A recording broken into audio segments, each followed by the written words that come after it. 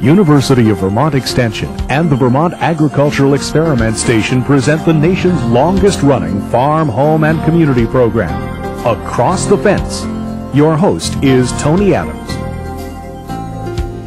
And today on Across the Fence, we're going to highlight the poetry of George Albert Leddy, and many of his poems are contained in this book that is self-published by his grandson. He is Chris Abair from Colchester, Vermont, who will be reciting a couple of his grandfather's poems. Chris, first give us a background on your grandfather, George Leddy. Well, he was born in a logging camp on land that's where the firing range is in Underhill. It's no longer there, but he was part of the Leddy clan that came out of the Irish settlement up there. And he moved to Burlington and worked in the mills and had an ice cream shop on Church Street, and he worked for some of the ice cream companies like Seal Test, and ended up working for the Strong hardware store. But poetry was just a hobby for him. And he lived in what period? He was born in 1883. 1883, and died when? In 1967. How is your grandfather related to the namesake of Leddy Park here in Burlington? Yeah, I'm often asked that, and they came from the same clan.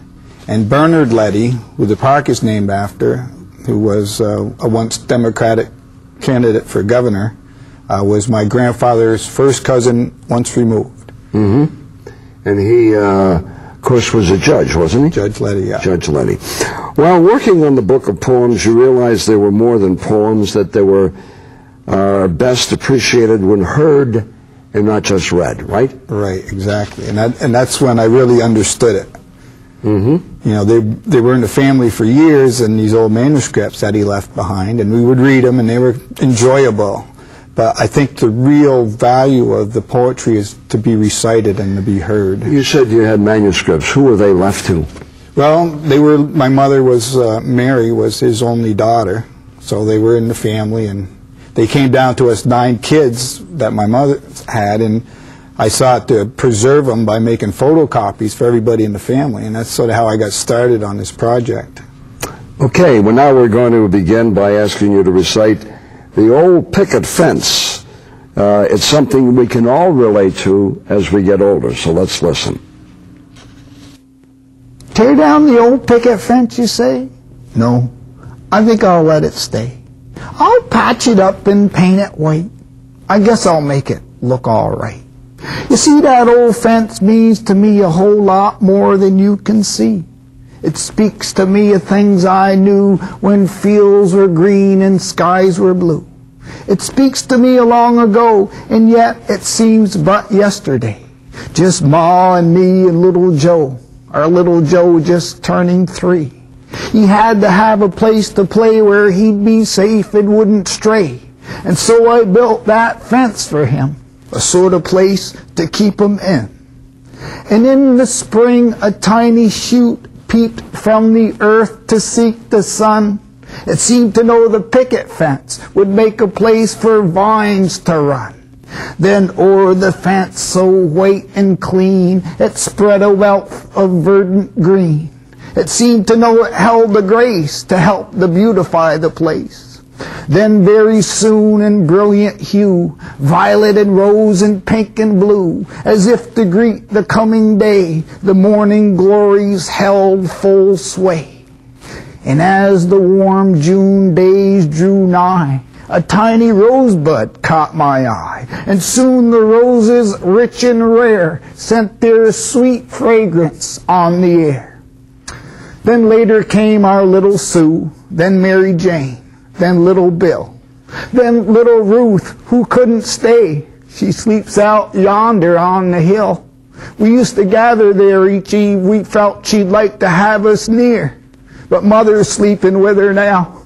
I've been alone for nigh a year. I see it now, that fence so white, the morning glories all abloom, the babes we love to play in there, the roses in the month of June, and Mother waiting by the gate to greet me at the close of day, to tell me all the pretty things that she had heard the babies say. Ah, yes, I see it all again. The yard all strewn with the baby toys, the swing beneath the maple tree, the dolls for girls, the carts for boys, the happy children there at play. The children now all gone away. Ah, yes, I guess that we must be content with life's sweet memories. I know we're getting pretty old. That fence and me, we've had our day. So just a little loving care to keep us happy while we stay. I'll patch it up and paint it white. I guess I'll make it look all right. Well, beautifully done, Chris. That poem apparently had a lot of meaning for your grandfather, and many of his poems deal with quests for gold in the Arctic and the Southwest. Did he actually go there? No, as far as I know, he never did. He never left Vermont, I think, except to go to the World's Fair. And but he was a big fan of Robert Service, who wrote about quest for gold in the Arctic, like with the cremation of Sam McGee. And so he loved his renditions. Yeah, huh? and I think that's where he got his inspiration. And that's the unfortunate part, that he wasn't around after I realized the value of his poetry, so I could ask him what his inspiration was. Did he ever read those to you? He'd occasionally recite one. Yeah. And you had to learn them to perform this way, not by looking at a text, but memory, right? Memorization. And I think that's the whole key to this poetry as well as probably most poetry. And I don't think people realize it. When they say memorize by heart, where you take the words in, and then when they come back out, they bring the emotion with them, and it becomes like a performance. And I think this is what they did before TV and radio to entertain themselves. And the next poem that Chris is going to recite shows his love of the Arctic, and it has a surprise ending. Anything you want to say about it, Chris, and why you decided to do this one for us? Probably because it's one that concerns the Arctic, which was a theme he often used, but only because it was the shortest one. Most of them some run for 15 minutes, so I picked this one because it was short. And with that introduction, now let's listen to Chris Abair as he recites Arctic Love, a poem by his grandfather, George Albert Leddy. There are many sons who could tell you tales, whose dads have traveled the Arctic trails. I'll never forget the moon that night as it hung so low in the distant sky. A tired moon with a hungry light, an anemic thing and about to die. But it showed me the way that I had to go as it cast weird shadows on the snow. I'll never forget the way I felt when I said goodbye to the little shack where we lived and loved, and I dreamed of the day we'd be coming back. But there are many things that we do not know. As you live your life, you will find it so. I'll never forget the night we met as she sang her songs in that Yukon hall to that restless crowd who were cheering loud. They called her the little baby doll. Be she good or bad, I did not know, and I did not care, for I loved her so. I'll never forget how she told me then, by her father's death, she was left alone. She had to sing. 'Twas the only thing, 'twas the only world she had ever known. So I gave her my home. It was all I had, but she loved it there, and her heart was glad. I'll never forget how her laughter rang through the hills and echoed back, cheering me on as I worked my claim, making a heaven out of my shack. Silent now as I fought my way, only a bundle on the sleigh. I'll never forget how the huskies strained, fighting their way through the drifting snow, lashing them on with the stinging whip, faster and faster and yet too slow, praying to God in the distant sky, praying to God, don't let her die. I'll never forget how the miles behind had taken my strength. I was nearly through when I sighted the lights of a little town. I knew they were lights. That was all I knew. But they carried me in and they cared for me. as crazy a man as you'd ever see. I'll never forget when I opened my eyes. 'Twas a bright spring day and the skies were blue. The whitewashed wall and the sheeted bed and the crib in the corner, and then I knew. And they showed me the grave in the churchyard lot, and I prayed by the hour on the spot. I'll never forget the way I feel when I think of the shack that we called home, of the laughter and joy of a love so sweet.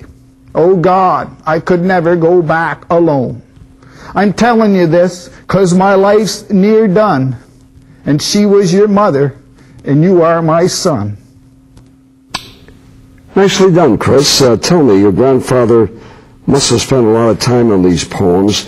Do you think writing came easy for him? I don't know. In his later years, we remember him typing the manuscripts up in his room. You know, he was probably 67 years old, but he didn't punctuate it, and that's what I brought to it, was a punctuation. So I don't know that he was writing so much as just recording what was in his memory. And how old were you when he passed away? I was 17. Well, that doesn't give you much time, because young boys don't think about poetry particularly. No. I know I didn't. No. So when did you get a first interest in it? Did you get a chance to really talk to him about it later on? Unfortunately not, you know. He was gone by the time I realized the value of the work, and that's the big regret I have. So you really didn't get interested till he was gone. The manuscripts were kept by your mother, you said, right? Yes. And you knew they were there? Oh, yes. Yeah. When did you go through them and read them and develop an interest in them? Well, in 1985, I made photocopies of the manuscripts just to share with the family.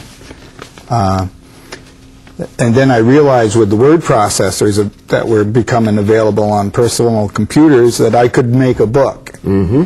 But it took me to 1998 before I completed the book and had it copyrighted. You had to do the punctuation and read them out loud and find out what he meant by what he said and get the accent right. Is that when you really got it? Exactly. That's when it happened. I said, wow. When you say some of those lines out loud and you can feel it, and it says, wow. Well, you did a performance of two of them for us. Do you have any theatrical background? No, I haven't, and that's the thing. It just sort of came to me naturally, and that's where I think, well, maybe my grandfather is behind this, after all. And where have you done performances with him? Well, I just finished first night where I did 3 shows, and there's so much material that I did 3 40-minute shows, and I didn't duplicate too much of the material. So that's a good venue for me to get it out locally. I've done some festivals, Fiddler's Festival, and I perform for seniors at senior centers and coffee houses and things like that, mm-hmm. and I'm trying to grow it. Where do you go from here? Well, I'm enjoying doing it. So if I didn't go any further than this, I've had a good run. But I think the material is so good that it should be shared with a broader audience, and that's why I appreciate you having me on your show so that I can get the word out and try to grow this, a grassroots Vermont way.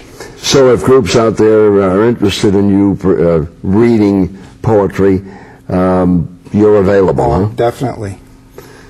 Well, thank you very much for being with us today, Chris Abair from Colchester, and sharing with us the poetry of George Albert Leddy.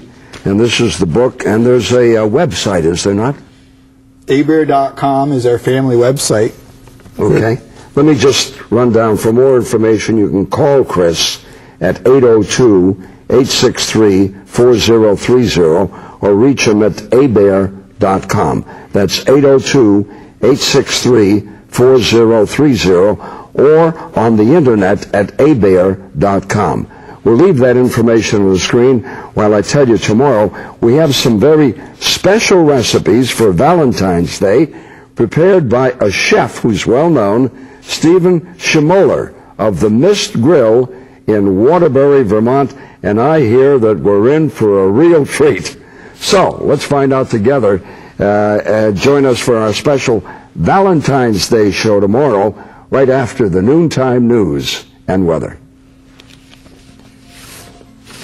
Across the Fence is presented as a public service by WCAX-TV, UVM Extension, and the Agricultural Experiment Station of the University of Vermont. Plan to join us every day, Monday through Friday at this time, for another visit Across the Fence. This program was recorded.